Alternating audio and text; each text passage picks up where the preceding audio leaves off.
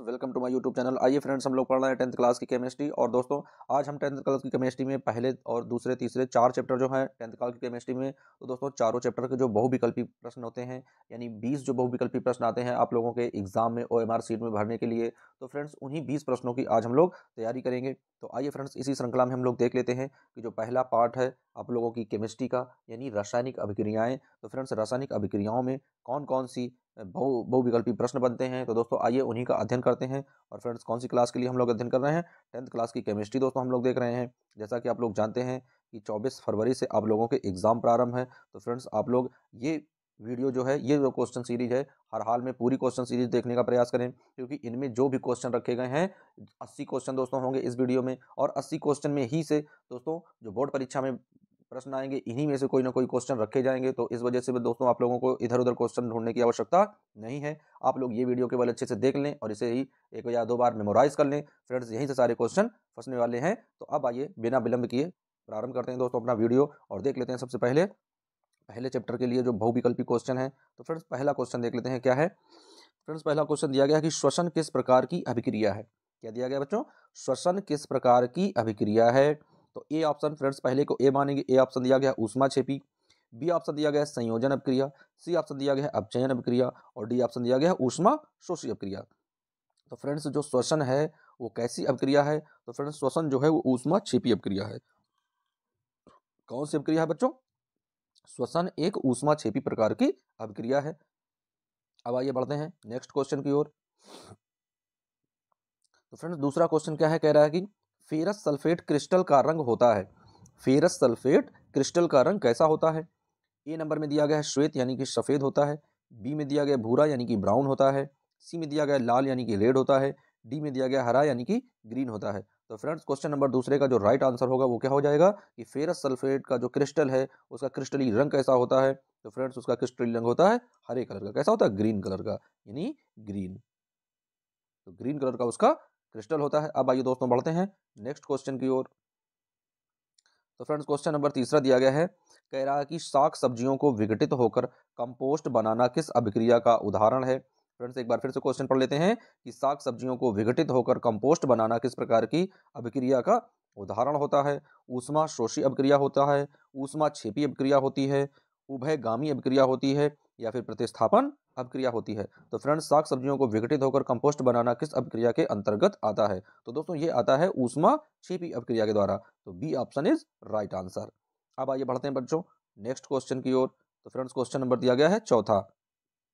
कह रहा है कि लाल तप्त आयरन, दोस्तों क्या है? लाल तप्त आयरन पर जल वाष्प प्रवाहित करने पर कौन सा यौगिक प्राप्त होता है? दोस्तों, लाल तप्त आयरन है, उस पर हम लोग जल डाल देते हैं।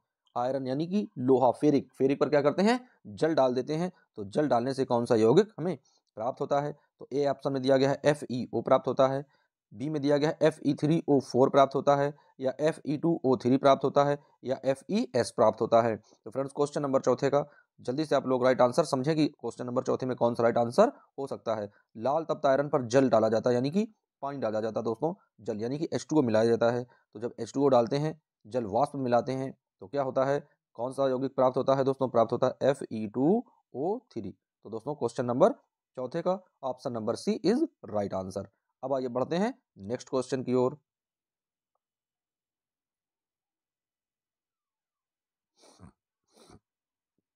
फ्रेंड्स, क्वेश्चन नंबर पांचवा दिया गया है। कह रहा है कि जब सोडियम हाइड्रोक्साइड जिंक से अभिक्रिया करता है तो कौन सा उत्पाद बनाता है? दोस्तों, क्या करता है? सोडियम हाइड्रोक्साइड किससे क्रिया करता है? जिंक के साथ क्रिया करता है। तो कौन सा उत्पाद बनाता है? तो दोस्तों, सोडियम हाइड्रोक्साइड जब जिंक के साथ क्रिया करेगा तो क्या बनाएगा?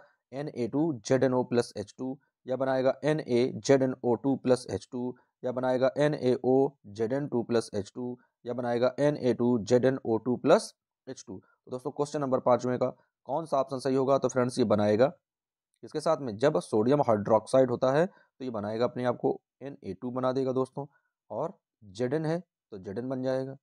अब इसी के साथ में ऑक्सीजन मिल जाएगा तो O2 बन जाएगा। और बचेगा दोस्तों क्या? तो बचेगी केवल हाइड्रोजन गैस, जो इस तरीके से ऊपर की ओर निकल जाएगी। तो क्वेश्चन नंबर पांचवें का जो राइट ऑप्शन होगा वो होगा डी नंबर, यानी D option is right answer. अब आइए बढ़ते हैं क्वेश्चन नंबर छठवें की ओर। तो फ्रेंड्स, क्वेश्चन नंबर छठवां दिया गया है। कह रहा है कि दूध से दही बनना कैसा परिवर्तन होता है? यानी दूध से दही का बनना कैसा परिवर्तन होता है? भौतिक परिवर्तन होता है, रासायनिक परिवर्तन होता है, दोनों यानी भौतिक और रासायनिक दोनों परिवर्तन होते हैं, या फिर इनमें से कोई नहीं। तो फ्रेंड्स दूध से जब दही बनता है तो हम लोग जानते हैं कि उसमें दोस्तों दूध से दही बनना क्या है, यानी उसमें एक जीवाणु पड़ता है दोस्तों, लैक्टोबैसिलस। तो जब लैक्टोबैसिलस उसमें जीवाणु पड़ता है तब वो जाकर दूध से क्या बनता है, दही बनता है। तो फ्रेंड्स ये अभिक्रिया हो जाएगी रासायनिक अभिक्रिया। क्या अभिक्रिया कहलाएगी, रासायनिक अभिक्रिया कहलाएगी। तो अब आइए दोस्तों बढ़ते हैं नेक्स्ट क्वेश्चन की ओर। फ्रेंड्स क्वेश्चन नंबर दिया गया है 7वां, कह रहा है कि निम्नलिखित में कौन सा पदार्थ बिना ज्वाला के जलता है। दोस्तों ऐसा कौन सा पदार्थ है जिसमें ज्वाला नहीं होती, यानी जिसमें लौ नहीं होती। दोस्तों मोमबत्ती, उसमें होती है केरोसिन, चिराग या दिए में डाल देते हैं उसमें होती है मेथेन गैस, वो भी दोस्तों क्या है, कोयला। कोयला जब हम लोग डालते हैं तो उसमें लौ नहीं निकलती, केवल वो तप्त हो जाता है। कैसा हो जाता है, तप्त हो जाता है। तो फ्रेंड्स क्वेश्चन नंबर 7वें का जो राइट ऑप्शन हो जाएगा वो हो जाएगा सी नंबर, यानी कोयला जो है वो बिना ज्वाला के जलता है। अब आइए बढ़ते हैं दोस्तों क्वेश्चन नंबर 8 पर। फ्रेंड्स क्वेश्चन नंबर 8 दिया गया है कि आलू चिप्स की थैली में कौन सी गैस भरी होती है। दोस्तों क्या है क्वेश्चन कि आलू चिप्स की थैली में कौन सी गैस भरी जाती है। ऑक्सीजन भरी जाती है क्या, नाइट्रोजन भरी जाती है, हीलियम भरी जाती है, या फिर मीथेन भरी जाती है। तो फ्रेंड्स क्वेश्चन नंबर 8वें का जो राइट ऑप्शन होगा वो होगा नाइट्रोजन। क्या हो जाएगा दोस्तों, नाइट्रोजन। जैसा कि आप लोग खाते हो आलू चिप्स खाते हो, तो दोस्तों जो जो चिप्स होती है उसी चिप्स में क्या होता है, उसमें जो गैस भरी होती है आलू की। दोस्तों जो चिप्स के एक पैकेट होता है प्लास्टिक का, उसमें जो गैस होती है वो गैस दोस्तों कौन सी होती है, नाइट्रोजन गैस होती है। अब आइए बढ़ते हैं नेक्स्ट क्वेश्चन की ओर। फ्रेंड्स क्वेश्चन नंबर 9 है कि सिल्वर क्लोराइड यानी AgCl का रंग कैसा होता है। श्वेत होता है, हरा होता है, लाल होता है, या फिर भूरा होता है। तो फ्रेंड्स सिल्वर क्लोराइड जो है, सिल्वर मीन्स चांदी दोस्तों, क्या है, चांदी। तो अब तो आप लोग समझ गए होंगे कि चांदी कैसी होती है। दोस्तों हरी होती है क्या, लाल होती है क्या, भूरी होती है क्या, बिल्कुल नहीं। कैसी होती है, श्वेत होती है। तो क्वेश्चन नंबर 9 का राइट ऑप्शन हो जाएगा ए नंबर। अब आइए बढ़ते हैं फ्रेंड्स क्वेश्चन नंबर 10वां देख लेते हैं। तो फ्रेंड्स क्वेश्चन नंबर 10वां है कि जब मैग्नीशियम फीता को जलाया जाता है, यानी जब मैग्नीशियम की एक पत्ती को जलाते हैं तो क्या होता है, कैसी लौ निकलती है। पीली लौ निकलती है, चमकीला उजाला होता है, लाल होता है, या फिर नीला होता है। तो फ्रेंड्स क्वेश्चन नंबर 10वें में क्या आ जाएगा कि जब मैग्नीशियम के फीते को हम लोग जलाते हैं तो क्या होता है, एक चमकीली रोशनी होती है। क्या होता है, एक चमकीला उजाला होता है, ब्राइटनेस होता है। तो क्वेश्चन नंबर 10वें का राइट ऑप्शन हो जाएगा फ्रेंड्स बी नंबर, यानी B option is right answer. फिर दोस्तों देख लेते हैं क्वेश्चन नंबर 11वां। दोस्तों क्वेश्चन नंबर 11वां कह रहा है कि निम्नलिखित में कौन सी द्विविस्थापन अपक्रिया है। दोस्तों द्विविस्थापन अपक्रिया तो आप लोग जानते हैं जिसमें दो कंपोनेंट्स विस्थापित होते हैं, यानी दो अभिकारक विस्थापित होते हैं। दोस्तों यहाँ पर क्या है, H2 + O2 क्या बना रहा है, H2O। ये क्या है, संयोजन अपक्रिया है, दो अभिकारक मिलकर एक उत्पाद बना रहे हैं। फ्रेंड्स इसमें भी क्या है, इसमें भी Mg + O2 क्या बना रहा है, MgO, यानी इसमें भी दो अभिकारक मिलकर एक उत्पाद बना रहे हैं, तो ये भी संयोजन अपक्रिया है।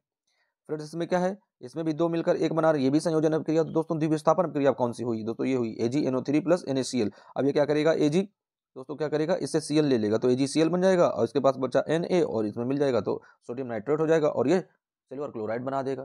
तो फ्रेंड्स इस तरीके से क्या होता है, ये कौन सी क्रिया है, द्विविस्थापन क्रिया। तो दोस्तों क्वेश्चन नंबर 11वें का राइट ऑप्शन हो जाएगा सी नंबर, यानी C option is right answer. अब आइए फ्रेंड्स बढ़ते हैं नेक्स्ट क्वेश्चन की ओर। तो फ्रेंड्स क्वेश्चन नंबर 12वां कह रहा है कि Zn + CuSO4 = ZnSO4 + Cu रासायनिक अपक्रिया किस प्रकार की अपक्रिया। दोस्तों इसमें कैसी अपक्रिया है, क्या यह एक संयोजन अपक्रिया है, यह एक विस्थापन अपक्रिया है, यह एक द्विविस्थापन अपक्रिया है, या यह एक वियोजन अपक्रिया। फ्रेंड्स बहुत ही इजी क्वेश्चन है, आप लोग इस क्वेश्चन का आंसर बिल्कुल एकदम इजी से दे सकते हैं कि यह कैसी अपक्रिया है। दोस्तों क्या है, ये Zn क्या है, ताकतवर है, ये Cu क्या है, कमजोर है, उसके साथ में क्या है, सल्फेट जुड़ा है। तो भाई क्या करेगा, जब ये इसके साथ से सल्फेट छुटा लेगा, इसे अपने साथ जोड़ लेगा, तो यहाँ पर क्या बचेगा, केवल कार्बन बचेगा, कॉपर बचेगा, यानी ये धातु बच जाएगी। तो दोस्तों ये किस तरह की अपक्रिया कहलाती है, जहां पर केवल एक अभिकारक विस्थापित होता है, वो क्या कहलाती है, विस्थापन अपक्रिया। तो ऐसी अपक्रिया को क्या बोलते हैं फ्रेंड्स, विस्थापन अपक्रिया। तो 12 का जो ऑप्शन सही हो जाएगा वो हो जाएगा बी नंबर, यानी B option is right answer, विस्थापन अपक्रिया है फ्रेंड्स ये। अब आइए फ्रेंड्स बढ़ते हैं क्वेश्चन नंबर 13वें की ओर। तो दोस्तों क्वेश्चन नंबर 13वां क्या कह रहा है, कह रहा है लौह चूर्ण पर तनु हाइड्रोक्लोरिक अम्ल डालने से क्या होता है। यानी लौह चूर्ण पर तनु हाइड्रोक्लोरिक अम्ल डालने से क्या होता है, हाइड्रोजन गैस एवं आयरन क्लोराइड बनाता है, क्लोरीन गैस एवं आयरन हाइड्रोक्साइड बनाता है, कोई अपक्रिया नहीं होती है, या आयरन लवण एवं जल बनते हैं। तो फ्रेंड्स क्या होता है कि जब लौह चूर्ण पर तनु हाइड्रोक्लोरिक अम्ल डालते हैं तो क्या होता है फ्रेंड्स, होता है हाइड्रोजन गैस एवं आयरन क्लोराइड बनता है, यानी आयरन क्लोराइड FeCl बनता है। दोस्तों FeCl आयरन क्लोराइड और हाइड्रोजन गैस यानी H2, इतनी चीजें बनकर तैयार होती हैं। तो फ्रेंड्स क्वेश्चन नंबर 13वें का जो राइट ऑप्शन हो जाएगा वो हो जाएगा ए नंबर, यानी A option is right answer. अब आइए फ्रेंड्स बढ़ते हैं नेक्स्ट क्वेश्चन की ओर।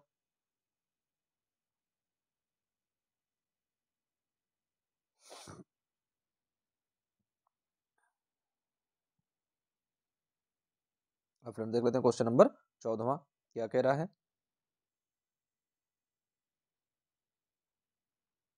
फ्रेंड्स क्वेश्चन नंबर 14वां कह रहा है कि लोहा को जिंक से लेपित करने की क्रिया क्या कहलाती है। यानी लोहे को जिंक से लेपित करने की क्रिया को क्या कहते हैं।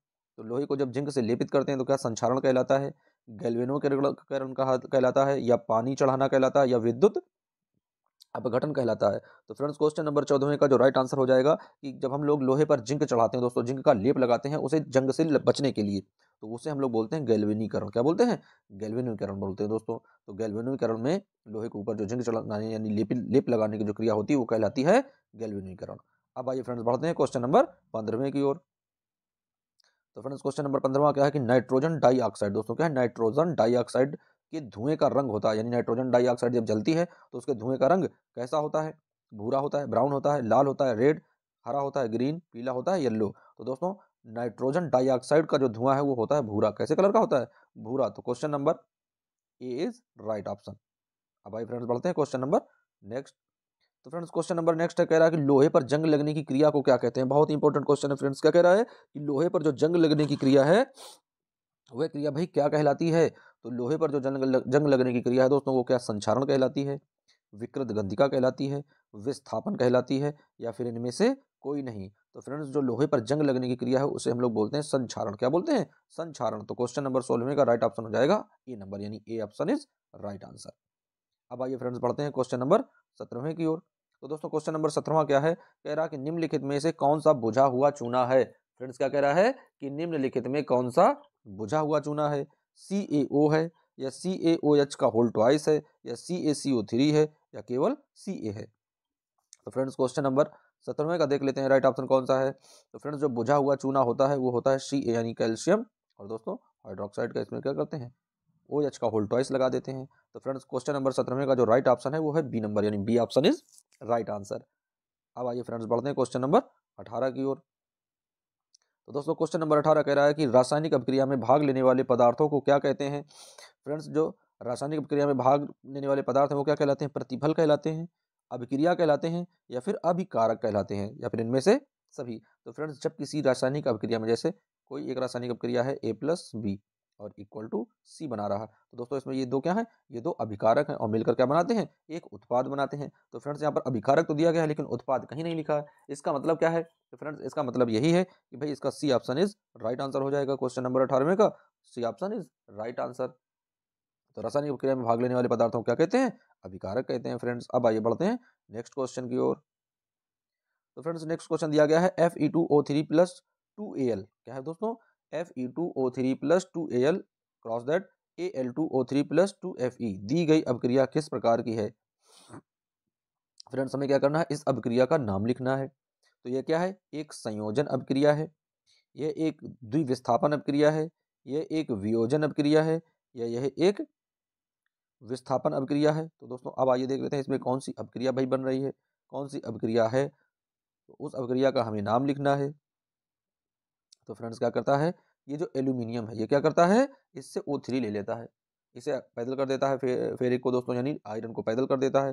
तो क्या बन जाता है दोस्तों, इस तरह की क्रिया क्या कहलाती है, तो इस तरह की क्रिया कहलाती है कि इसमें एक केवल एक अभिकारक केवल उत्पाद दोस्तों जो है, एक अभिकारक ये क्या कर रहा है, विस्थापित कर रहा है। तो जब एक अभिकारक विस्थापित होता है तो केवल विस्थापन क्रिया होती है, जब दो अभिकारक होते हैं तो द्विविस्थापन क्रिया होती है। तो दोस्तों यहाँ पर केवल एक हो रहा है तो इस वजह से हो जाएगी विस्थापन अभिक्रिया। तो क्वेश्चन नंबर 19 का राइट ऑप्शन हो जाएगा फ्रेंड्स डी नंबर। अब आइए फ्रेंड्स देख लेते हैं, बहुत ही इंपॉर्टेंट क्वेश्चन है। कह रहा है कि दोस्तों क्या कह रहा है, CuO+H2 क्रॉस दैट क्या बना रहा है मिलकर। तो दोस्तों ये Cu तो अलग बना रहा है और प्लस H2O ये अलग बना रहा है। ये कैसी अपक्रिया है, यानी ये किस प्रकार की अपक्रिया है।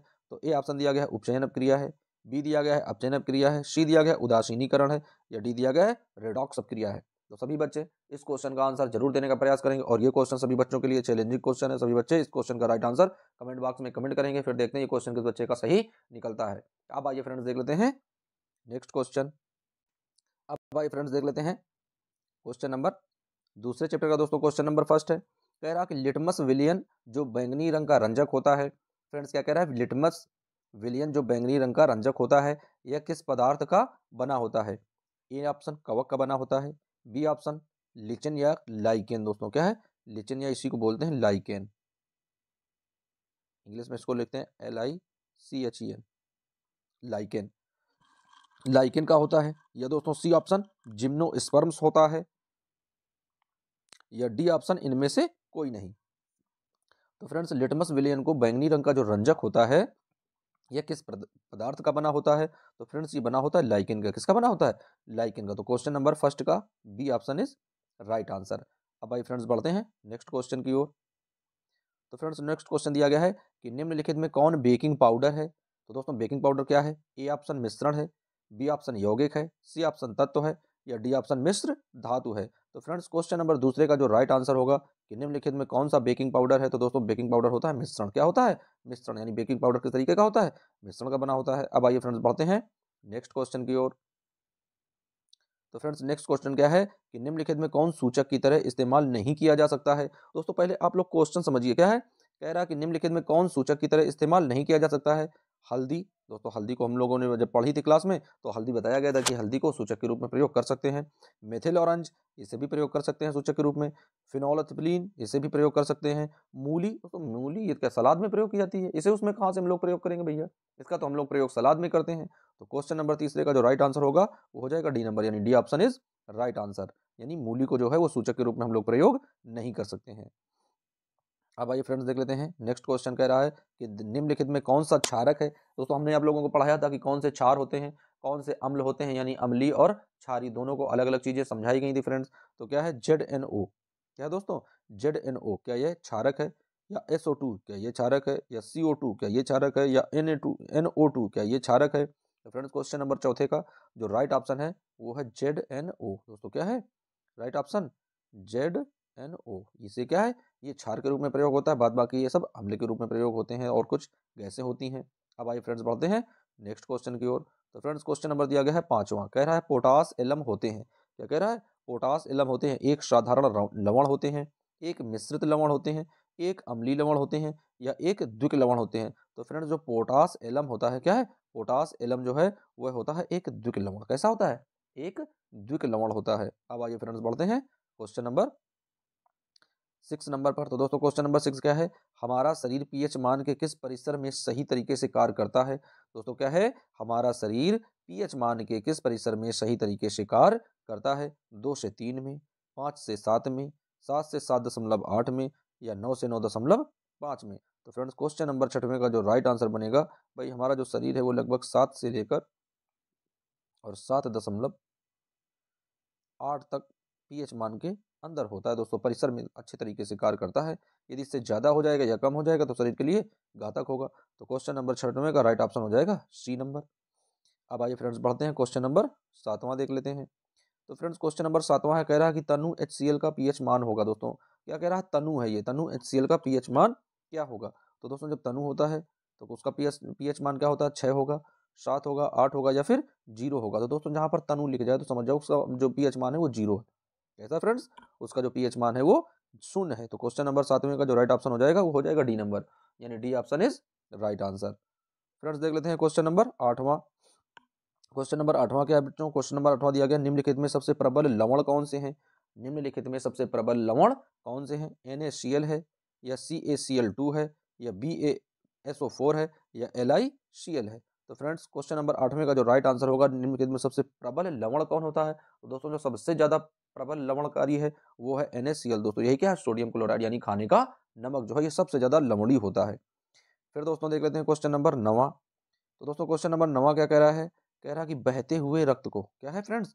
बहते हुए रक्त को रोकने में उपयोगी यौगिक होते हैं। यानी जब कहीं पर शरीर कोई कट जाए कहीं पर और कोई रक्त बहने लगे तो उसमें उपयोगी कौन कौन से होते हैं? तो दोस्तों उसमें उपयोगी जो हैं वो होते हैं खाने का सोडा होता है। क्या होता है?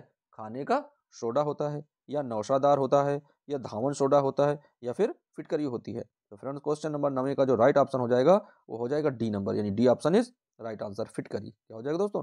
फिटकरी। और जैसा कि आप लोगों ने देखा होगा फ्रेंड्स कई लोगों ने कि जो नाई लोग होते हैं, बार्बर लोग जो होते हैं, जहाँ पर वो दाढ़ी बनाते हैं, शेविंग करते हैं, वो लोग एक दोस्तों क्या है पतले पतले बर्फ के आकार की एक कोई वस्तु रखे रहते हैं। वो क्या होती है? वही होती है फिटकरी। और ये कहीं पर चेहरे में आप लोगों के कभी गलती से ब्लेड लग जाता है फ्रेंड्स, क्या है, गलती से ब्लेड लग जाता है, तो वो लोग क्या करते हैं, उसी को उसमें रगड़ देते हैं, जिससे जो दोस्तों जो ब्लड निकलता है यानी कि जो खून बहता है वो तुरंत से रुक जाता है। तो फ्रेंड्स इस तरीके से उसका प्रयोग करते हैं, तो वो क्या होती है, वो होती है फिटकरी। तो क्वेश्चन नंबर 9 का राइट ऑप्शन क्या बन जाएगा दोस्तों, डी नंबर यानी D option is right answer. बढ़ते हैं नेक्स्ट क्वेश्चन की ओर।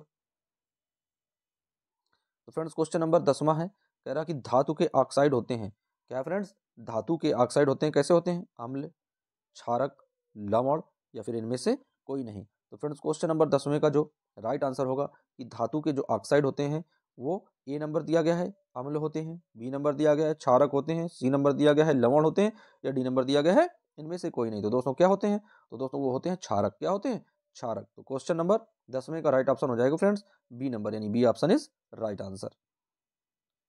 अब फ्रेंड्स देख लेते हैं क्वेश्चन नंबर 11वां। क्वेश्चन नंबर 11वां क्या कह रहा है, कह रहा है जल का पीएच मान कितना होता है। फ्रेंड्स क्या पूछ रहा है कि जल का पीएच मान कितना होता है, 7 होता है, 3 होता है, 10 होता है या फिर 4 होता है। तो फ्रेंड्स जैसा कि आप लोग जानते हैं कि जो जल है, जो वाटर है, तो वाटर का पीएच मान हमेशा कितना होता है, 7 होता है, क्योंकि वह उदासीन होता है। जिसका पीएच मान 7 है दोस्तों वो उदासीन होते हैं, ना तो वो अम्लीय होते हैं और ना ही वो क्षारीय होते हैं। अब आइए फ्रेंड्स बढ़ते हैं नेक्स्ट क्वेश्चन की ओर। तो फ्रेंड्स क्वेश्चन नंबर 12वां क्या दिया गया है, कह रहा है कि निम्नलिखित में कौन सा बुझा हुआ चूना है। फ्रेंड्स क्या कह रहा है कि निम्नलिखित में कौन सा बुझा हुआ चूना है। तो फ्रेंड्स जैसा कि आप लोगों को बताया जा चुका है कि बुझा हुआ चूने का फार्मूला क्या होता है, क्या CaO होता है, या बी ऑप्शन CaOH का होल ट्वाइस है, या CaCO3 है, या फिर केवल Ca है। तो फ्रेंड्स अब क्वेश्चन नंबर 12वें का आंसर आप लोग कमेंट करके बताएंगे, क्योंकि ये क्वेश्चन हम लोग आप लोगों को पीछे सॉल्व करा चुके हैं कि क्वेश्चन का राइट आंसर क्या होगा। तो सभी बच्चे इस क्वेश्चन को सॉल्व करने का प्रयास करेंगे। अब आइए फ्रेंड्स बढ़ते हैं नेक्स्ट क्वेश्चन की ओर। तो फ्रेंड्स क्वेश्चन नंबर दिया गया है 13वां। क्या क्वेश्चन नंबर दिया गया फ्रेंड्स, 13वां क्वेश्चन दिया गया है कि विरंजक चूर्ण का रासायनिक सूत्र है। क्या है फ्रेंड्स, विरंजक चूर्ण का रासायनिक सूत्र क्या है, CaCl2 है, या CaO है, या CaOCl2 है, या CaOCl है। तो दोस्तों ए ऑप्शन दिया गया है, बी ऑप्शन दिया गया है, सी ऑप्शन दिया गया है, या फिर डी ऑप्शन दिया गया है।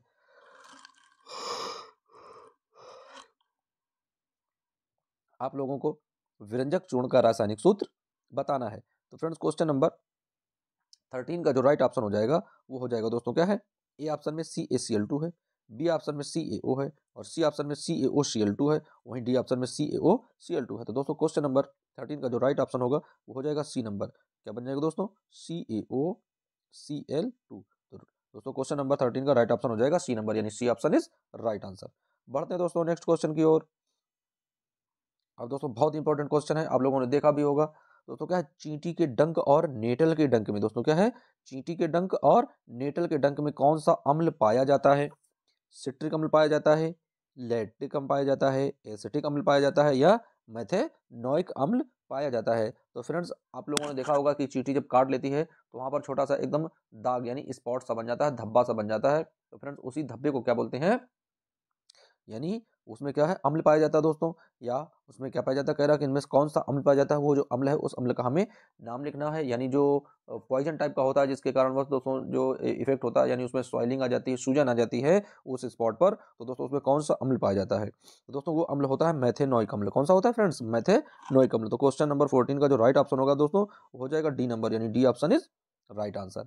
अब आइए फ्रेंड्स बढ़ते हैं क्वेश्चन नंबर नेक्स्ट। तो फ्रेंड्स क्वेश्चन नंबर दिया गया है 15वां, देख लेते हैं।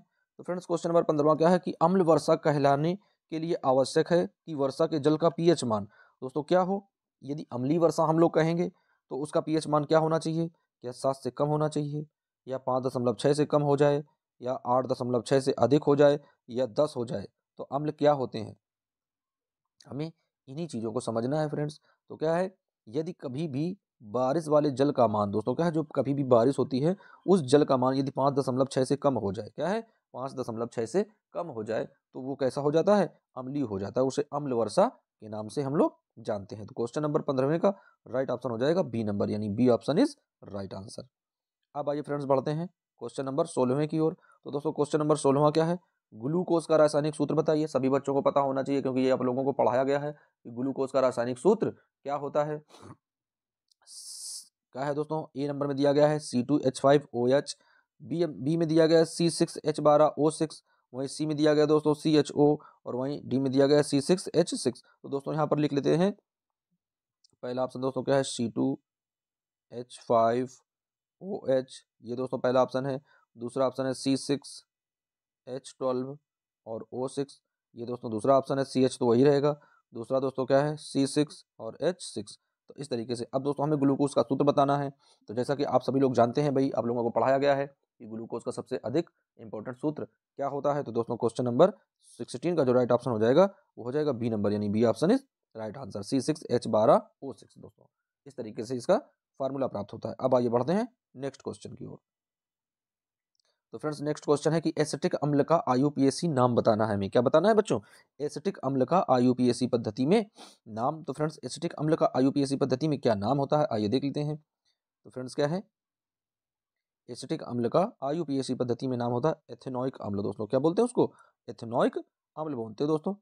एसिटिक अम्ल को क्या बोलते हैं IUPAC में? एथेनोइक अम्ल। अब आइए फ्रेंड्स क्वेश्चन नंबर 17 का राइट ऑप्शन ए। अब आइए फ्रेंड्स देख लेते हैं क्वेश्चन नंबर 18। तो फ्रेंड्स क्वेश्चन नंबर 18 क्या है कि निम्नलिखित में कौन सा आयन लाल लिटमस को नीला कर देता है? फ्रेंड्स क्या है, निम्नलिखित में कौन सा आयन लाल लिटमस को नीला कर देता है? हाइड्रोजन या हाइड्रोक्साइड या क्लोरीन या O2। तो फ्रेंड्स कौन सा आयन है जो लाल लिटमस को क्या करता है? नीला कर देता है। तो फ्रेंड्स कौन सा है? OH आयन जो है वो लाल लिटमस को क्या करता है? नीला बना देता है। अब आइए फ्रेंड्स बढ़ते हैं नेक्स्ट क्वेश्चन की ओर। तो फ्रेंड्स क्वेश्चन नंबर दिया गया है 19वां। फेरस सल्फेट क्रिस्टल का रंग होता है दोस्तों, क्या है? Ferrous sulphate. क्या है? फेरस सल्फेट क्रिस्टल का रंग कैसा होता है? सफेद रंग होता है, हरा रंग होता है, लाल रंग होता है या फिर भूरा रंग होता है? तो फ्रेंड्स क्वेश्चन नंबर 19 का जो राइट ऑप्शन हो जाएगा वो हो जाएगा ग्रीन। क्या हो जाएगा? ग्रीन, यानी B option is right answer. Ferrous sulphate जो क्रिस्टल है उसका रंग होता है हरा। दोस्तों कैसा होता है? फेरस सल्फेट के क्रिस्टल का रंग हरा होता है। अब आइए फ्रेंड्स बढ़ते हैं नेक्स्ट क्वेश्चन की ओर। तो फ्रेंड्स नेक्स्ट क्वेश्चन है कि निम्नलिखित में कौन एक अम्ल है? दोस्तों क्या है, हमें इसमें किसे क्या पहचानना है? हमें इनमें से अम्ल को पहचानना है। तो क्या CaO एक अम्ल है, या KOH एक अम्ल है, या HCl एक अम्ल है, या Na2 एक अम्ल है? तो फ्रेंड्स हम लोग जानते हैं ये क्या है, हाइड्रोक्लोरिक अम्ल। HCl को क्या बोलते हैं हम लोग? HCl क्या है फ्रेंड्स? HCl को क्या कहते हैं? इसको बोलते हैं हाइड्रोक्लोरिक अम्ल। तो दोस्तों यही अम्ल हो जाएगा। तो क्वेश्चन नंबर 20 का राइट ऑप्शन हो जाएगा सी नंबर, यानी C option is right answer. आइए फ्रेंड्स बढ़ते हैं नेक्स्ट क्वेश्चन। अब आइए फ्रेंड्स देख लेते हैं नेक्स्ट क्वेश्चन। तो फ्रेंड्स नेक्स्ट क्वेश्चन दिया गया है कि विद्युत अपघटनी परिष्करण में, क्या फ्रेंड्स, विद्युत अपघटनी परिष्करण में अशुद्ध धातु को बनाया जाता है। दोस्तों क्या है, विद्युत अपघटनी जो परिष्करण होता है उसमें अशुद्ध धातु को कैसे बनाते हैं? ए ऑप्शन दिया गया एनोड पर बनाते हैं, बी ऑप्शन दिया गया कैथोड पर बनाते हैं, सी ऑप्शन दिया गया अपघट करते हैं, या डी ऑप्शन दिया गया है इनमें से सभी। तो फ्रेंड्स विद्युत अपघटनी जो परिष्करण है उसमें जो अशुद्ध धातु को बनाया जाता है किसमें बनाते हैं? एनोड पर बनाते हैं। किसमें बनाते हैं फ्रेंड्स? एनोड पर। तो क्वेश्चन नंबर फर्स्ट का जो राइट ऑप्शन हो जाएगा फ्रेंड्स वो हो जाएगा ए नंबर, यानी A option is right answer. अब आइए फ्रेंड्स देख लेते हैं कि सीसा और टिन की मिश्र धातु को क्या कहते हैं। यानी सीसा और टिन की जो मिश्र धातु है उसको क्या बोलते हैं? सोल्डर बोलते हैं, स्टील बोलते हैं, गन मेटल बोलते हैं, या फिर उप धातु बोलते हैं। तो फ्रेंड्स सीसा और टीन की जो मिश्र धातुएं हैं उनको हम लोग क्या बोलते हैं? तो फ्रेंड्स उन्हें बोला जाता है, ए ऑप्शन में दिया गया है शोल्डर, बी ऑप्शन में दिया गया है स्टील, सी ऑप्शन में दिया गया है गन मेटल, या डी ऑप्शन में दिया गया है उपधातु। तो फ्रेंड्स उनको हम लोग बोलते हैं शोल्डर। क्या बोलते हैं बच्चों? उनको हम लोग शोल्डर कहते हैं। कि सीसा और टिन की जो मिश्र धातुएं होती हैं वो क्या कहलाती हैं? वो शोल्डर कहलाती हैं भैया। शोल्डर, जैसा कि आप लोग समझ गए हैं क्या कहते हैं उसको? शोल्डर बोलते हैं। तो अब आइए बढ़ते हैं अपने नेक्स्ट क्वेश्चन की ओर। तो इस तरीके से क्वेश्चन नंबर दूसरे का जो राइट ऑप्शन हो जाएगा फ्रेंड्स वो A option is right answer. अब आइए देख लेते हैं क्वेश्चन नंबर थर्ड। तो फ्रेंड्स क्वेश्चन नंबर तीसरा क्या दिया गया है? बहुत ही इंपॉर्टेंट क्वेश्चन है दोस्तों। आप लोगों को जो बहुविकल्पी श्रृंखला कराई जा रही है, आप लोग ये अगर सारे प्रश्न एक साथ देखते हैं और अच्छे से तैयार कर लेते हैं तो फ्रेंड्स आप लोगों को एग्जाम में अन्य किसी वीडियो या अन्य किसी क्वेश्चन की आवश्यकता नहीं पड़ने वाली है। सभी क्वेश्चन यहीं से आएंगे। तो फ्रेंड्स क्या है, अधिकतर धातुओं के ऑक्साइड होते हैं। तो अधिकतर जो धातुएं होती हैं उनके ऑक्साइड कैसे होते हैं? क्या अम्लीय होते हैं, या उदासीन होते हैं, या क्षारीय होते हैं, या फिर इनमें से कोई नहीं? तो फ्रेंड्स जो अधिकतर धातुएं होती हैं उनके ऑक्साइड कैसे होते हैं? तो फ्रेंड धातुओं के जो अधिकतर ऑक्साइड होते हैं वो होते हैं क्षारीय। कैसे होते हैं? क्षारीय प्रकृति के होते हैं। तो क्वेश्चन नंबर तीसरे का जो राइट ऑप्शन हो जाएगा दोस्तों वो हो जाएगा सी नंबर, यानी C option is right answer. बढ़ते हैं फ्रेंड्स नेक्स्ट क्वेश्चन की ओर। तो फ्रेंड्स अगला क्वेश्चन दिया गया है भाई कि ग्रेफाइट होता है क्या है? ग्रेफाइट होता है विद्युत का कुचालक होता है क्या? विद्युत का सुचालक होता है। दोनों होते हैं या इनमें से कोई नहीं? तो फ्रेंड्स जैसा कि आप लोगों को हमने पढ़ाया था कि किस तरीके से ऊष्माक्षेपी अभिक्रियाएं होती हैं, और दोस्तों उसमें जब हम किसी अभिक्रिया को गर्म करते थे तो आप लोगों को ग्रेफाइट की तरीके से एक एक्सपेरिमेंट में आप लोगों को बताया गया था कि जो धातुएं होती हैं उनमें ग्रेफाइट को छोड़कर सभी क्या होती हैं? ऊष्मा की कुचालक होती हैं। लेकिन जो ग्रेफाइट है वो क्या होता है? वो ऊष्मा यानी विद्युत का सुचालक होता है, विद्युत को अपने अंदर से आसानी से प्रवाहित होने देता है। तो क्वेश्चन नंबर चौथे का राइट ऑप्शन हो जाएगा फ्रेंड्स बी नंबर, यानी B option is right answer. अब आइए बढ़ते हैं नेक्स्ट क्वेश्चन की ओर। तो फ्रेंड्स नेक्स्ट क्वेश्चन दिया गया है कि निम्नलिखित में कौन अधिक अभिक्रियाशील धातु है? दोस्तों यहाँ पर गलती से धातु लिख गया है, धातु लिखना है कि निम्नलिखित में कौन सबसे अधिक अभिक्रियाशील धातु है? दोस्तों निम्नलिखित में कौन सबसे अधिक अभिक्रियाशील धातु है? मैग्नीशियम है क्या? ए ऑप्शन में मैग्नीशियम दिया गया है, बी ऑप्शन में कैल्शियम दिया गया है, सी ऑप्शन में सोडियम दिया गया है और डी ऑप्शन में पोटेशियम दिया गया है। तो फ्रेंड्स क्वेश्चन नंबर 5 का राइट आंसर क्या हो जाएगा कि निम्नलिखित में कौन सबसे अधिक क्रियाशील धातु होती है? तो दोस्तों जो पोटेशियम है के, ये क्या है? पोटेशियम है दोस्तों। तो पोटेशियम जो है वो सबसे अधिक क्रियाशील धातु होती है। तो फ्रेंड्स क्वेश्चन नंबर 5 का जो राइट ऑप्शन हो जाएगा वो हो जाएगा डी नंबर, यानी D option is right answer. अब आइए फ्रेंड्स देख लेते हैं क्वेश्चन नंबर 6वां कह रहा कि इनमें से कौन अधातु होते हुए भी चमकीला होता है? दोस्तों क्या है? इनमें से कौन अधातु होते हुए भी चमकीला होता है? कार्बन ये भी अधातु है लेकिन ये चमकीला नहीं होता है, ब्रोमीन ये भी अधातु है, आयोडीन ये भी अधातु है, या इनमें से कोई नहीं? तो फ्रेंड्स आयोडीन जो होता है वो कैसा होता है? अधातु होने के साथ साथ ये अपवाद में रहता है। किसमें रहता है भाई? ये अपवाद में रहता है। अपवादित आदमी है, जहां जाता है वहीं अपवाद फैलाता है, वहीं पर अपवादित काम करता है। तो दोस्तों तो क्या हो जाएगा? आयोडीन। तो आयोडीन कैसा होता है? चमकीला होता है। तो क्वेश्चन नंबर 6 का जो राइट ऑप्शन होगा फ्रेंड्स वो बन जाएगा सी नंबर, यानी C option is right answer. अब आइए बढ़ते हैं अपने नेक्स्ट क्वेश्चन की ओर। तो फ्रेंड्स नेक्स्ट क्वेश्चन दिया गया है कि किस रासायनिक यौगिक को गर्म करने पर, दोस्तों क्या है? किस रासायनिक यौगिक को गर्म करने पर प्लास्टर ऑफ पेरिस प्राप्त किया जाता है? दोस्तों किस रासायनिक यौगिक को जो हम लोग गर्म करते हैं तो प्लास्टर ऑफ पेरिस मिलता है? विरंजक चूर्ण है क्या वो, या जिप्सम है, या चूना पत्थर है, या फिर कच्चा चूना है? तो फ्रेंड्स जल्दी से आप लोग बताने का प्रयास करेंगे इस क्वेश्चन का राइट आंसर क्या होने वाला है। तो फ्रेंड्स इस क्वेश्चन का जो राइट आंसर है वो भाई क्या बनेगा क्वेश्चन का राइट आंसर? तो फ्रेंड्स वो हो जाएगा जिप्सम। क्या हो जाएगा? जिप्सम। जैसा कि आप लोगों को पढ़ाया गया था कि प्लास्टर ऑफ पेरिस कैसे बनता है, तो दोस्तों जिप्सम को जब हम लोग गर्म करते हैं तो उससे क्या बनता था? प्लास्टर ऑफ पेरिस का निर्माण होता है। अब आइए फ्रेंड्स बढ़ते हैं अपने नेक्स्ट क्वेश्चन की ओर, यानी क्वेश्चन नंबर 7 का जो राइट ऑप्शन हो जाएगा वो बी नंबर, यानी B option is right answer. अब आइए फ्रेंड्स देख लेते हैं क्वेश्चन नंबर नेक्स्ट।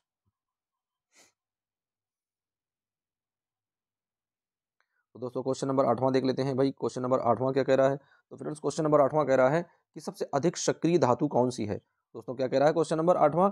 कह रहा है कि सबसे अधिक सक्रिय धातु कौन सी है, सबसे अधिक क्रियाशील कौन सी है? क्या पोटेशियम है, क्या सोडियम है, क्या लोहा है, क्या तांबा है? तो दोस्तों जैसा कि भी आप लोग एक पीछे क्वेश्चन सोल्व कर चुके हैं, पोटेशियम को कैसे लिखते हैं, और दोस्तों सोडियम को Na से लिखते हैं, लोहा को Fe से लिखते हैं फेरिक, और तांबा को Cu से लिखते हैं। तो दोस्तों अब हमें इसमें बताना है कि सबसे अधिक क्रियाशील धातु कौन सी है। तो फ्रेंड्स अभी हम लोग पीछे एक क्वेश्चन सॉल्व कर चुके हैं कि सबसे अधिक क्रियाशील धातु कौन सी है। तो आइए फ्रेंड्स देख लेते हैं कि सबसे अधिक क्रियाशील धातु कौन सी है। तो भाई बहुत ही इंपॉर्टेंट क्वेश्चन है, सबसे अधिक क्रियाशील धातु कौन सी है? तो दोस्तों कौन सी है? पोटेशियम। जैसा कि आप लोग बता चुके हैं, अभी पीछे भी हमने बताया था एक क्वेश्चन में, पोटेशियम जो है वह सबसे अधिक सक्रिय धातु होती है। अब आइए बढ़ते हैं फ्रेंड्स नेक्स्ट क्वेश्चन की ओर। तो फ्रेंड्स नेक्स्ट क्वेश्चन है कि लोहा एवं इस्पात को, क्या बच्चों? लोहा एवं इस्पात को जंग से सुरक्षित रखने के लिए, दोस्तों ये जंग कौन सी है? दोस्तों ये जंग जो है लोहे पर जो लग जाती है वो जंग है। बाद बाकी आप ये ना समझ लेना कि ये किसी युद्ध की लड़ाई हुई जंग है या रूस और यूक्रेन के युद्ध की बात हो रही है। दोस्तों क्या है? लोहा एवं इस्पात को जंग से सुरक्षित रखने के लिए उन पर किस धातु की पतली परत चढ़ाई जाती है, यानी किस धातु का लेप लगाया जाता है? दोस्तों जब हम लोहे की चीजें यूज करते हैं तो उसमें क्या करते हैं? हर साल पेंट करते हैं दोस्तों, उसमें लेप लगाते हैं, पेंट करते हैं ताकि वो सुरक्षित बनी रहे। तो दोस्तों किसकी लगाते हैं? ए ऑप्शन तांबा दिया गया है, बी ऑप्शन चांदी दिया गया है, सी ऑप्शन सोना दिया गया है और डी ऑप्शन जिंक दिया गया है।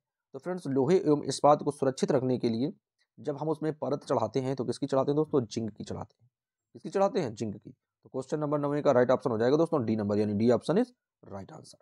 अब आइए बढ़ते हैं नेक्स्ट क्वेश्चन की ओर। तो फ्रेंड्स क्वेश्चन नंबर 10वां दिया गया है, बहुत ही इंपॉर्टेंट क्वेश्चन है फ्रेंड्स, कि कौन सा अधातु कमरे के ताप पर द्रव बदल जाता है, यानी द्रव में बदल जाता है? ब्रोमीन है, पारा है, तांबा है, या फिर एल्यूमिनियम है? दोस्तों एकदम से स्टार क्वेश्चन है, कई बार एग्जाम में ये पूछा जा चुका है कि ऐसा कौन सा धातु है, अधातु है दोस्तों, कौन सा अधातु है जो कमरे के ताप पर द्रव में परिवर्तित हो जाता है। ब्रोमीन है ए ऑप्शन में, बी ऑप्शन में पारा है, सी ऑप्शन में तांबा है और डी ऑप्शन में एल्यूमिनियम है। तो फ्रेंड्स देख लेते हैं कि भाई कौन सा ऐसा अधातु है। तो दोस्तों वो अधातु है ब्रोमीन। क्या है? ब्रोमीन जो है वो कमरे के समान ताप पर द्रव में बदल जाता है, एक ऐसी अधातु है। तो फ्रेंड्स ब्रोमीन है। तो क्वेश्चन नंबर 10 का राइट ऑप्शन हो जाएगा ए नंबर यानी ब्रोमीन। अब आइए फ्रेंड्स बढ़ते हैं नेक्स्ट क्वेश्चन की ओर। तो फ्रेंड्स क्वेश्चन क्या दिया गया है? कह रहा कि बॉक्साइड निम्नलिखित में से किस धातु का अयस्क है। दोस्तों क्या है? बॉक्साइड जो है वो किस धातु का अयस्क है? मैग्नीशियम का है क्या, सोडियम का है क्या, एल्यूमिनियम का है क्या, या फिर बेरियम का है? तो फ्रेंड्स क्वेश्चन नंबर 11 का जो राइट आंसर है वो दोस्तों है एल्यूमिनियम, यानी C option is right answer. यानी बॉक्साइड जो है वो किसका अयस्क है दोस्तों? एल्यूमिनियम का अयस्क पाया जाता है। अब आइए दोस्तों बढ़ते हैं नेक्स्ट क्वेश्चन की ओर। तो फ्रेंड्स नेक्स्ट क्वेश्चन है, कह रहा कि सबसे अधिक तन्य धातु कौन सी होती है। दोस्तों सबसे अधिक तन्य धातु, तन्य मीन्स दोस्तों होता है लचीला, तन्य मीन्स क्या होता है? लचीला।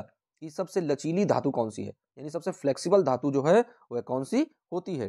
क्या एल्यूमिनियम है? दोस्तों धातु तो है लेकिन ये इतनी लचीली नहीं है। तांबा धातु तो है दोस्तों लेकिन इतना लचीला भी नहीं है। चांदी ये भी है, लेकिन सोना बिल्कुल सही दोस्तों। सोना जो है, जैसा कि आप लोग जानते हैं बच्चों कि सोना तो सभी को पसंद है, फिर चाहे वो पहनने वाला हो या फिर वो खर्राटे भरने वाला हो। तो दोस्तों ये वही सोना है, ये सबसे ज़्यादा लचीला है, क्योंकि जब व्यक्ति सोया हुआ होता है तो चाहे जहाँ से उसे लचा दो लच जाता है। बस यही से हम लोग पहचान जाएंगे कि भैया सोना है, सबसे लचीली धातु है, सबसे तन है। एक चीज़ आप लोगों को और बता दें जानकारी के लिए कि फ्रेंड्स जो सोना है, तो सोना इतनी लचीली धातु है कि 1 ग्राम सोने से, फ्रेंड्स क्या है? 1 ग्राम सोने से, अब ये सोना दोस्तों पहनने वाले की बात हो रही है, नहीं तो आप लोग तकिया रखकर सोने वाली बात समझ लो। 1 ग्राम सोने से, यदि 1 ग्राम सोने को हम बढ़ाएं, यानी 1 ग्राम सोने को लेकर रस्सी के तरीके से यदि हम लोग खींचें, तो वो कितनी लंबी रस्सी हो सकती है दोस्तों? तो वो 2 किलोमीटर लंबी रस्सी खींची जा सकती है। समझ सकते हो बच्चों? यानी 1 ग्राम सोने में इतना पतला तार बनाया जा सकता है कि 2 किलोमीटर लंबाई तक हम चले जाएंगे और वो छूटेगा हाथ से नहीं, टूटेगा नहीं बीच में। इतनी ज़्यादा फ्लेक्सिबल धातु होती है दोस्तों सोना। तो सबसे अधिक तन्य धातु कौन सी है फ्रेंड्स? जो सबसे अधिक दोस्तों क्या है तन्यता का गुण पाया जाता है, वो कौन सी है? तो दोस्तों वो है सोना धातु। तो क्वेश्चन नंबर 12 का राइट ऑप्शन हो जाएगा दोस्तों डी नंबर, यानी D option is right answer. अब आइए फ्रेंड्स बढ़ते हैं नेक्स्ट क्वेश्चन की ओर। फ्रेंड्स कह रहा है कि निम्नलिखित में कौन अधातु है। दोस्तों क्या पूछ रहा है कि निम्नलिखित में कौन सा अधातु है। अब आइए देख लेते हैं दोस्तों क्या है। फेरिक है। फेरिक मीन्स क्या होता है? लोहा, आयरन बोलते हैं दोस्तों। लोहा क्या है? धातु है। सी फॉर दोस्तों क्या है? कार्बन है। बस भैया ये मिल गया कार्बन। दोस्तों Au ये क्या है? सोना है। फिर दोस्तों Al एल्यूमिनियम है।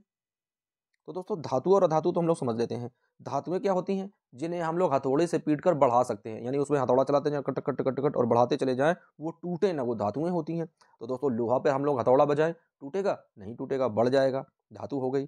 सोना पर हथौड़ा चलाता है दोस्तों, सोनार देखा होगा, छोटा वाला हथौड़ा चलाया करता है, क्या वो टूटता है? नहीं टूटता है, धातु हो गई।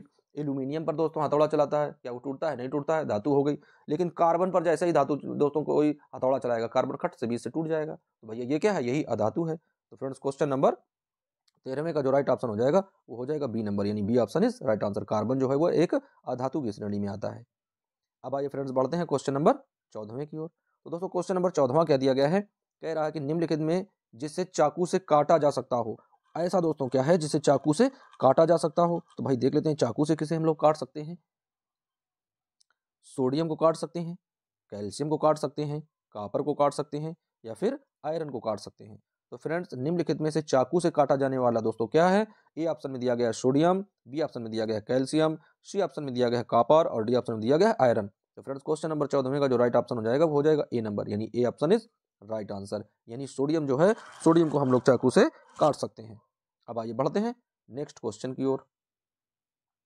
तो फ्रेंड्स नेक्स्ट क्वेश्चन क्या कह रहा है? कह रहा कार्बन क्या है। दोस्तों पूछ रहा है कि कार्बन जो है वो क्या है भैया, कार्बन जो है वो क्या है। तो दोस्तों क्या है कार्बन? कार्बन एक धातु है, कार्बन एक अधातु है, कार्बन एक उपधातु है, या फिर इनमें से कोई नहीं। तो फ्रेंड्स जस्ट अभी आप लोगों को बताया गया था कुछ समय पहले कि कार्बन क्या होती है, कार्बन धातु की श्रेणी में आता है या कार्बन अधातु की श्रेणी में आता है।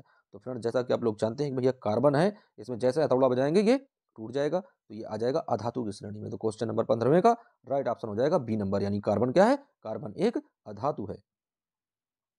बढ़ते हैं फ्रेंड्स नेक्स्ट क्वेश्चन की ओर। तो दोस्तों क्वेश्चन नंबर दिया गया 16वां, कह रहा निम्न में से धातुएं कौन सी हैं। दोस्तों पूछ रहा है कि निम्न में से धातुएं कौन सी हैं। आयरन, आयरन मीन्स होता है लोहा, लोहा एक धातु है, बिल्कुल सही बात है। बी में दिया गया कापर, कापर भी एक धातु है। सी में दिया गया एल्यूमिनियम, एल्यूमिनियम भी एक धातु है। फिर दोस्तों डी कह रहा है कि उपरोक्त तो सभी, तो भाई यही बात बिल्कुल सही हो जाएगी, क्योंकि सभी जब धातुएं हैं तो हम लोग यही ऑप्शन टिक मारेंगे कि सभी सही हैं। तो क्वेश्चन नंबर 16 का जो राइट ऑप्शन हो जाएगा फ्रेंड्स, तो हो जाएगा डी नंबर, यानी D option is right answer. बढ़ते हैं नेक्स्ट क्वेश्चन की ओर।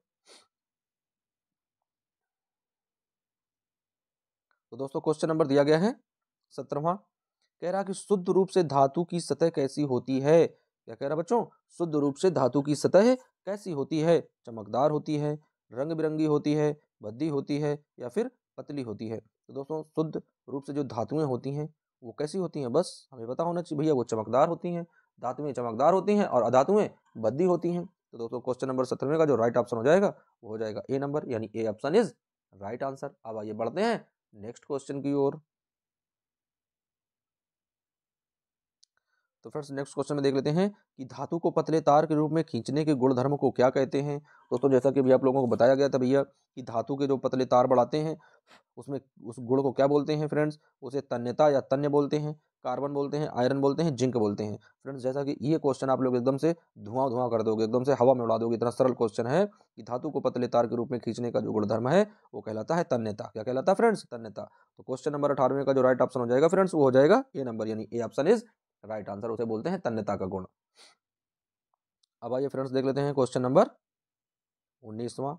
और दोस्तों जैसा कि हम देख रहे हैं कि अभी अभी ये क्वेश्चन आप लोगों को हमने समझाया था पीछे कि 1 ग्राम सोने से कितनी लंबी तार बनाई जा सकती है। दोस्तों क्या है, 1 ग्राम सोने से कितनी लंबी तार को हम बढ़ा सकते हैं, कितना लंबा हम उसे खींच सकते हैं। ए ऑप्शन में दिया गया है 2 किलोमीटर, बी ऑप्शन में दिया गया है 5 किलोमीटर, सी ऑप्शन में दिया गया है 4 किलोमीटर, या डी ऑप्शन में दिया गया है 6 किलोमीटर। तो फ्रेंड्स इस क्वेश्चन का तो राइट आंसर आप लोग एकदम से आंख मीच कर दे पाओगे, क्योंकि ये जस्ट अभी अभी आप लोगों को समझाया गया है। जैसे हम बीच में पढ़ा रहे थे दोस्तों, उसमें जैसे ही क्वेश्चन आया था तो ये इन्फॉर्मेशन, ये जानकारी आप लोगों को हमने पहले ही दे दी थी। तो फ्रेंड्स इस क्वेश्चन का राइट आंसर अब आप लोग कमेंट करके बताएंगे कि इस क्वेश्चन का राइट आंसर क्या है। अब आइए बढ़ते हैं क्वेश्चन नंबर नेक्स्ट। तो फ्रेंड्स क्वेश्चन नंबर दिया गया है कि धातुओं की तुलना में अधातुओं की संख्या कितनी होती है। दोस्तों क्या है, धातुओं की तुलना में अधातुओं की संख्या कितनी होती है। तो फ्रेंड्स हम लोग देख रहे हैं अधिक होती है, कम होती है, बराबर होती है, या फिर बहुत अधिक होती है। तो फ्रेंड्स क्वेश्चन नंबर 20 का जो राइट आंसर हो जाएगा वो हो जाएगा बी नंबर, यानी B option is right answer, यानी बहुत कम होती है। फ्रेंड्स और क्या है दोस्तों, क्या धातुओं की तुलना और अधातुओं की तुलना पूछ रहा है। दोस्तों प्रकृति में मुख्य रूप से पाई जाने वाली धातु कौन सी है। फ्रेंड्स क्या है, आप लोगों के लिए क्वेश्चन है और ये क्वेश्चन आप लोग बताएंगे कि प्रकृति में मुख्य रूप से पाई जाने वाली सबसे अधिकतम मात्रा में जो धातु है वो क्या है, और प्रकृति में जो सबसे अधिकतम मात्रा में पाई जाने वाली मुख्य रूप से जो अधातु है वो क्या है। तो दोनों क्वेश्चन के आंसर आप लोगों को बताने हैं, चाहे आप गूगल करें या आप लोग पीछे वीडियो देखें। यदि आप लोग वीडियो देखते हैं तो उसमें इन दोनों क्वेश्चन के आंसर आप लोगों को अवश्य मिलेंगे। अब आइए फ्रेंड्स बढ़ते हैं नेक्स्ट क्वेश्चन की। अब आइए फ्रेंड्स देख लेते हैं नेक्स्ट क्वेश्चन। तो दोस्तों नेक्स्ट क्वेश्चन दिया गया है कि कार्बन हाइड्रोजन से संयोग करके बनाता है। क्या बनाता है दोस्तों, जब कार्बन जो है वो हाइड्रोजन से संयोग करता है, यानी कार्बन C2 जो है हाइड्रोजन से संयोग करता है, तो क्या बनाता है दोस्तों, उससे क्या बनता है। आयनिक यौगिक बनता है, या हाइड्रोकार्बन बनता है, या हाइड्रोजन बनता है, या फिर अम्ल राज बनता है। तो फ्रेंड्स जैसा कि हम लोग जानते हैं कि कार्बन और हाइड्रोजन जब मिल जाएंगे तो क्या बन जाएगा, हाइड्रोकार्बन बन जाएगा। दोस्तों यहाँ पर हाइड्रोजन लिखा है, यहाँ पर इस तरीके से लगा देंगे, हाइड्रोजन कर देंगे। तो फ्रेंड्स कार्बन और हाइड्रोजन जो संयोग करते हैं तो संयोग करके क्या बनाते हैं, हाइड्रोकार्बन बनाते हैं। तो फ्रेंड्स पहले क्वेश्चन का जो राइट आंसर हो जाएगा वो हो जाएगा बी नंबर, यानी B option is right answer. अब आइए बढ़ते हैं नेक्स्ट क्वेश्चन की ओर। तो फ्रेंड्स क्वेश्चन नंबर दिया गया है दूसरा, कह रहा है कि इथेन में कितने सह संयोजक आबंध पाए जाते हैं। तो दोस्तों इथेन जो है उसमें कितने सह संयोजक आबंध होते हैं, 2 होते हैं, 4 होते हैं, 7 होते हैं, या फिर 6 होते हैं। तो फ्रेंड्स इथेन में जो है सह संयोजक आबंध होते हैं वो होते हैं 7। कितने होते हैं फ्रेंड्स, एथेन में 7 सह संयोजक आबंध पाए जाते हैं। अब आइए फ्रेंड्स बढ़ते हैं क्वेश्चन नंबर तीसरे की ओर।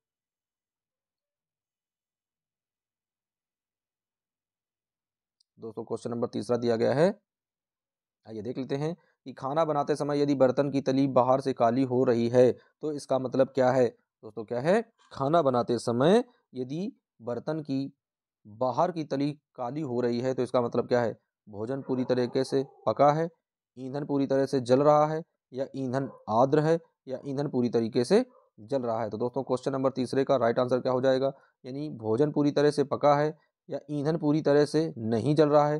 तो दोस्तों बस यही आंसर सही हो जाएगा कि जो ईंधन है वो पूरी तरीके से सही जल नहीं रहा है, तभी उसकी बाहरी तली जो है वो काली पड़ रही है। तो दोस्तों जब ईंधन सही से नहीं जलता है तब हम लोग जो घरों में खाना बनाते हैं उसमें देख लेते हैं जो पतीली होती हैं या जो कुकर होते हैं उनमें जो बाहरी त्वचा होती है वो काली हो जाती है। तो दोस्तों काली क्यों होती है, क्योंकि उसके नीचे जो ईंधन लगा होता है वो ईंधन अच्छे से जलता नहीं है, तभी उससे कार्बन उत्पन्न होता है जिसकी वजह से वो काला पड़ जाता है। तो फ्रेंड्स क्वेश्चन नंबर तीसरे का जो राइट ऑप्शन हो जाएगा वो हो जाएगा बी नंबर, यानी B option is right answer. अब आइए फ्रेंड्स बढ़ते हैं क्वेश्चन नंबर चौथे की ओर। तो दोस्तों क्वेश्चन नंबर चौथा दिया गया है कि CnH2n+2 किसका सामान्य सूत्र है। दोस्तों क्या है, CnH2n+2 किसका सामान्य सूत्र है, अल्काइन का है, एल्कीन का है, एल्केन का है या प्रोपाइल का है। दोस्तों यहाँ प्रोपाइल लिख गया है दोस्तों, लेकिन यहाँ पर प्रोपीन होना चाहिए या प्रोपाइन होना चाहिए। तो दोस्तों किसका ये सूत्र है, CnH2+2 दोस्तों किसका सूत्र है, A option alkyne, B option alkene, C option alkane. तो दोस्तों ये जो क्वेश्चन है CN+H2n और +2, तो दोस्तों ये जो आंसर है ये है एल्केन का। किसका सूत्र है, एल्केन का। तो क्वेश्चन नंबर चौथे का जो राइट ऑप्शन हो जाएगा दोस्तों वो हो जाएगा सी नंबर, यानी C option is right answer. अब आइए फ्रेंड्स बढ़ते हैं क्वेश्चन नंबर पांचवें की ओर। तो दोस्तों क्वेश्चन नंबर पांचवा क्या है कि सरलतम हाइड्रोकार्बन है। दोस्तों क्या है, सरलतम हाइड्रोकार्बन है, मीथेन है, इथेन है, प्रोपेन है या फिर ब्यूटेन है। तो फ्रेंड्स हमें बस ये समझना है कि सबसे सरलतम यानी सबसे सरलतम हाइड्रोकार्बन क्या होता है। बस ये आप स्ट्रक्चर समझ सकते हैं, ये कार्बन है, चतुसंयोजी तत्व है और चारों तरफ अपने क्या करता है, पहरेदारी बढ़ा देता है। किसे बैठा देता है, हाइड्रोजन को। तो यही सबसे सरलतम है। तो क्वेश्चन नंबर पांचवें का राइट ऑप्शन हो जाएगा ए नंबर, यानी A option is right answer.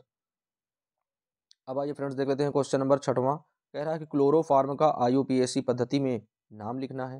दोस्तों क्या है, क्लोरोफार्म का IUPAC पद्धति में नाम लिखना है। तो क्या है, ट्राइक्लोरोमीथेन बोलते हैं या टेट्राक्लोरोमीथेन बोलते हैं या ट्राइक्लोरोईथेन बोलते हैं या हेक्साक्लोरोईथेन बोलते हैं। तो फ्रेंड्स क्लोरोफार्म का जो IUPAC पद्धति का नाम है उसे बोलते हैं हम लोग टेट्राक्लोरोमीथेन। क्या बोलते हैं बच्चों, टेट्राक्लोरोमीथेन। अब आइए बढ़ते हैं नेक्स्ट क्वेश्चन की ओर।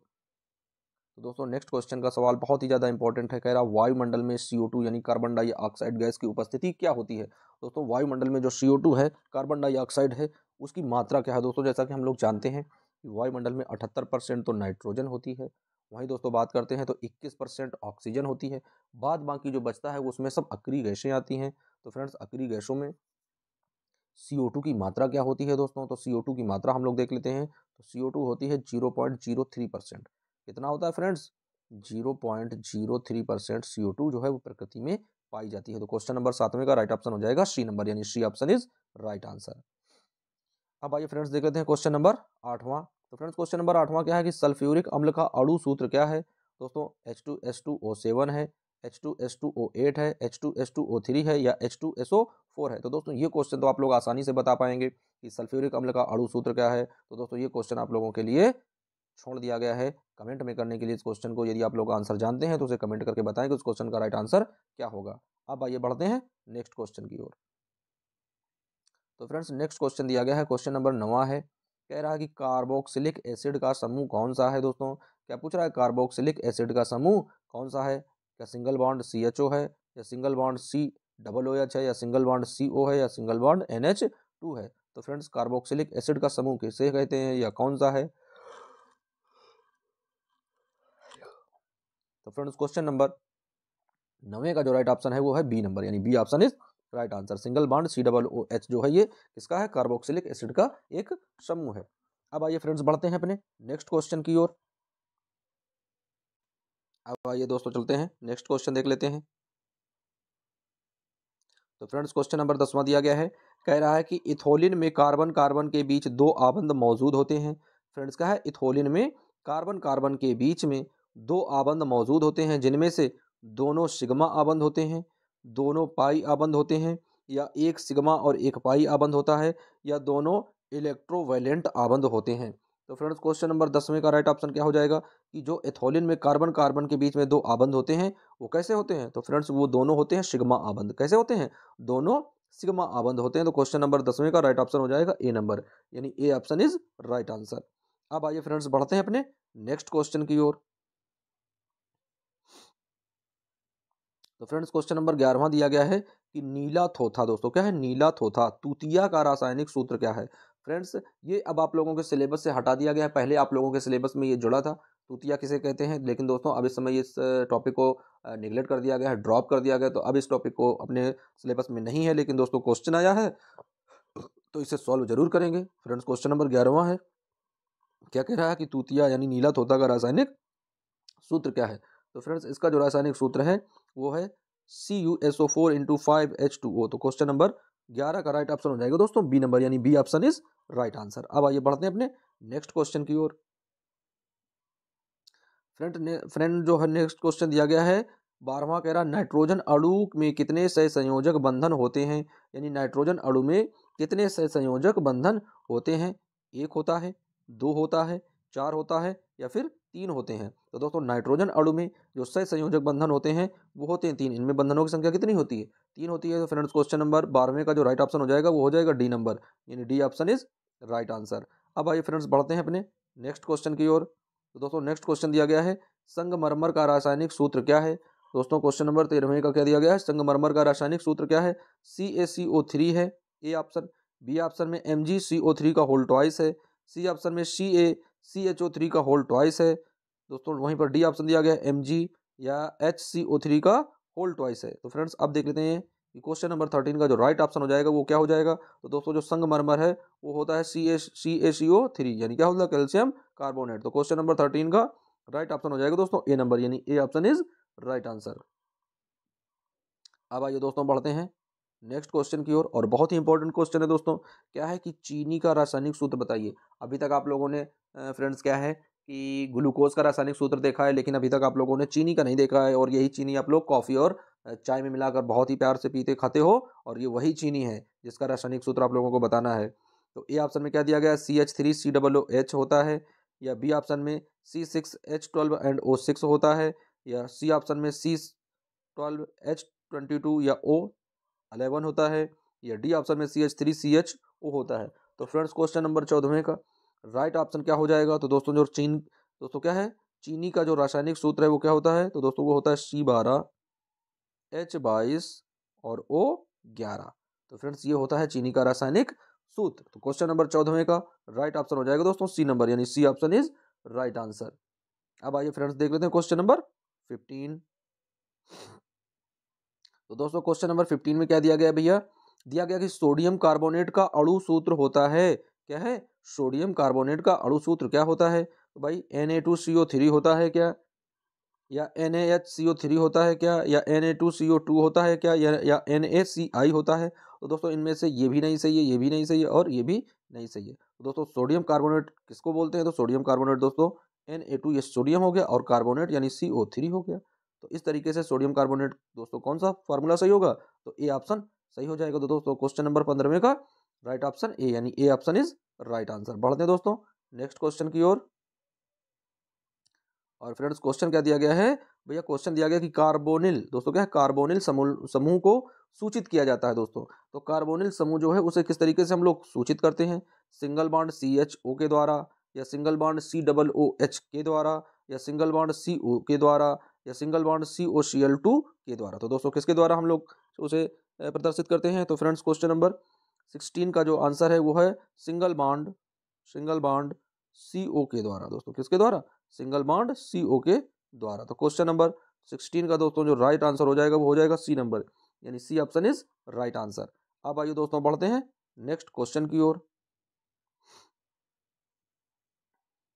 तो फ्रेंड्स क्वेश्चन नंबर 17वां दिया गया है कि एथाइल एल्कोहल का अणु सूत्र ज्ञात कीजिए। दोस्तों क्या है, एथाइल एल्कोहल का अणु सूत्र ज्ञात कीजिए। तो दोस्तों ए ऑप्शन में क्या है CH3OH है, बी ऑप्शन में क्या है C2H5OH है, सी ऑप्शन में क्या है C2H6OH है, और डी ऑप्शन में क्या है C2H2OH दिया गया है। तो फ्रेंड्स क्वेश्चन नंबर 17वें का जो राइट ऑप्शन हो जाएगा वो क्या हो जाएगा दोस्तों, वो हो जाएगा C2H5OH। और दोस्तों ये क्या, ये है एथाइल एल्कोहल, इसे क्या बोलते हैं एथाइल एल्कोहल। तो दोस्तों क्वेश्चन नंबर 17 का राइट ऑप्शन हो जाएगा दोस्तों बी नंबर, यानी B option is right answer. अब आइए बढ़ते हैं नेक्स्ट क्वेश्चन की ओर। बहुत इंपॉर्टेंट क्वेश्चन है फ्रेंड्स, कह रहा है कि निम्नलिखित में कौन सा एरोमेटिक हाइड्रोकार्बन है। दोस्तों हमने आप लोगों को पढ़ाया था एलिफैटिक और एरोमेटिक। तो दोस्तों ये वही एरोमेटिक हाइड्रोकार्बन है क्या CH4 है या C2H4 है या C6H6 है या C3H8 है। तो दोस्तों हमें इसमें देखना है कि एरोमेटिक हाइड्रोकार्बन कौन है। क्वेश्चन नंबर 18 का राइट ऑप्शन क्या हो जाएगा दोस्तों? तो क्वेश्चन नंबर 18 का राइट ऑप्शन हो जाएगा C6H6 दोस्तों। क्वेश्चन नंबर 18 का राइट आंसर क्या होगा दोस्तों? C6H6। अब आइए बढ़ते हैं नेक्स्ट क्वेश्चन की ओर। दोस्तों क्वेश्चन नंबर 19वां दिया गया है। देख लेते हैं कि निम्न में से किस हाइड्रोकार्बन के 3 आबंध होते हैं। दोस्तों कह रहा है कि निम्न में से किस हाइड्रोकार्बन के 3 आबंध होते हैं? CH4 के, C2H6 के या C3H2 के या C3H8 के। तो दोस्तों हमें देखना है कि किसके दोस्तों क्या है 3 आबंध होते हैं, यानी पूछ रहा है कि निम्नलिखित में बताना है जिसके 3 आबंध होते हों। तो दोस्तों किसके 3 आबंध होंगे भाई? तो यहाँ पर सी के किसके कितने आबंध होंगे? यहाँ सी के 3 आबंध हो जाएंगे। तो क्वेश्चन नंबर 19वें का जो राइट ऑप्शन हो जाएगा दोस्तों वो बन जाएगा C नंबर, यानी C option is right answer. अब आइए दोस्तों देख लेते हैं क्वेश्चन नंबर 20वां। तो फ्रेंड्स क्वेश्चन नंबर 20वां क्या है कि सिंगल बॉन्ड CHO क्रियाशील मूलक को क्या कहते हैं दोस्तों? यानी सिंगल बॉन्ड CHO क्रियाशील मूलक को क्या कहते हैं? क्या कीटोन कहते हैं या एल्डिहाइड कहते हैं या एल्कोहल कहते हैं या फिर इनमें से कोई नहीं? तो फ्रेंड्स सिंगल बॉन्ड CHO जो क्रियाशील का एक मूलक है उसे दोस्तों बोला जाता है एल्डिहाइड। क्या बोला जाता है फ्रेंड्स? उसे को एल्डिहाइड बोलते हैं। तो क्वेश्चन नंबर 20 का राइट ऑप्शन हो जाएगा दोस्तों B नंबर, यानी B option is right answer. तो फ्रेंड्स इस क्रम में हम लोगों ने कक्षा 10 की रसायन विज्ञान के जो 4 चैप्टर हैं दोस्तों, चारों चैप्टर के जो 20-20 बहुविकल्पी प्रश्न हैं, तो दोस्तों इस श्रृंखला में हम लोगों ने 80 बहुविकल्पी प्रश्नों को सॉल्व कर लिया है। दोस्तों ये 80 क्वेश्चन बहुत ही ज़्यादा इंपॉर्टेंट हैं। इन्हीं 80 क्वेश्चन में से आप लोगों के बोर्ड परीक्षा में क्वेश्चन आएंगे, तो एक बार ये वीडियो अवश्य देखें, पूरा वीडियो देखें अंत तक, और हो सके दोस्तों तो इसे नोट बना लें और इसे 1 या 2 बार रिवीजन कर लें, ताकि आप लोगों को अन्य चीज़ों की जगह दोस्तों ये बहुत ही बेहतर प्लेटफॉर्म है आप लोगों के बहुविकल्पी क्वेश्चन की तैयारी के लिए। क्योंकि दोस्तों यदि आप लोग एक बार वीडियो में देख लेते हैं, अच्छे से समझ लेते हैं, तो वो चीज़ें आप लोगों के दिमाग में सदैव बनी रहेंगी। तो फ्रेंड्स मिलते हैं फिर किसी नए वीडियो के साथ में दोस्तों। जब तक के लिए दोस्तों यदि आप लोगों को वीडियो अच्छा लगे चैनल को दोस्तों वीडियो को लाइक करें, चैनल को सब्सक्राइब करें। मिलते हैं फ्रेंड्स फिर किसी नए टॉपिक के साथ। जब तक के लिए दोस्तों जय हिंद। आप लोगों की सफलता ही हमारा मुख्य उद्देश्य है। और दोस्तों इस बार आप लोग इतनी अच्छी तैयारी करो, इतने अच्छे से पेपर दो कि बहुत अच्छे नंबर आए, उसके बाद दोस्तों बहुत ही मज़ा आएगा। मिलते हैं फ्रेंड्स।